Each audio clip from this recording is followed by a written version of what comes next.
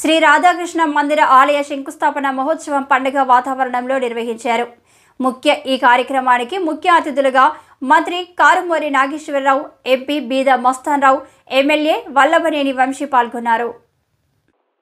ఈ స్థలాన్ని కేటాయించినందుకు గ్రామ ప్రజల తరపున ఎమ్మెల్యే వల్లభనేని వంశీకి రామవరప్పాడు సర్పంచ్ వరిశ్రీదేవి కృతజ్ఞతలు తెలిపారు. అనంతరం అన్న సంతర్పణ కార్యక్రమంలో భక్తులు భారీ సంఖ్యలో పాల్గొన్నారు. మంచి మనసుతోటి శ్రీదేవి గారు అడిగిన వెంటనే ఈ సైట్ని ఊరందరికీ కాకుండా విజయవాడకే ఒక మణిమానులాగా ఆ కృష్ణ భగవాను నిలుస్తారని అంత ఇదిగా దీన్ని మెయింటైన్ చేస్తారని దానికి మరి వంశీ గారిని ఇచ్చేదంటే అతిశయక్తే కాదు, భగవంతుడు నేను సైట్ ఇవ్వడంటే ఆ భగవంతుడు ఆయనలో ఉండి ఇప్పించుకునే కార్యక్రమం చేశారని నేను అంటున్నాను.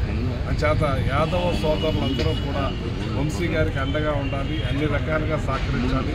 రేపు ఎలక్షన్లో అందరూ కూడా ఆయనతో ప్రయాణించాలని చెప్పి మరి ఒక యాదవ్గా రాష్ట్ర మంత్రిగా ఆయన్ని మన యాదవ సోదరులందరికీ కూడా తెలియజేస్తున్నాను. మరి అలాగే పెద్ద ఎత్తున మన ములాయం సింగ్ యాదవ్ విగ్రహాన్ని కూడా మన ఆయన మంచి మనసుతోటి మన అక్కడ కేసరపల్లిలో స్థలం కూడా కేటాయించడం జరిగింది. దానికి పెద్ద మీటింగ్ 50 ఏళ్ళ నుంచి 1 లక్ష లోపు ఉండే మీటింగ్ని అక్కడే ఏర్పాటు చేసే కార్యక్రమం చేస్తాం. వీరా మస్తాన్ గారు, పార్థసారథి గారు, మా ఎంగళరావు, మా నాయకులు యాదవులు అందరూ, శ్రీలక్ష్మి గారు అందరం కలిసికట్టుగా ఈ పెద్ద మీటింగ్ని బీసీ మీటింగ్ యాదవ్ మీటింగ్ అంతా కలిపి మీటింగ్ ఏర్పాటు చేస్తాం. దానికి ఆ విగ్రహాన్ని కూడా ఇచ్చిన మన విగ్రహానికి సైట్ ఇచ్చిన వంశీ గారిని కూడా ప్రత్యేకంగా దాంట్లో సత్కరించుకునే కార్యక్రమంలో చేస్తామని ఆ బహిరంగ సభలో పెద్ద ఎత్తున మరి తేదీలు నిర్ణయిస్తాం.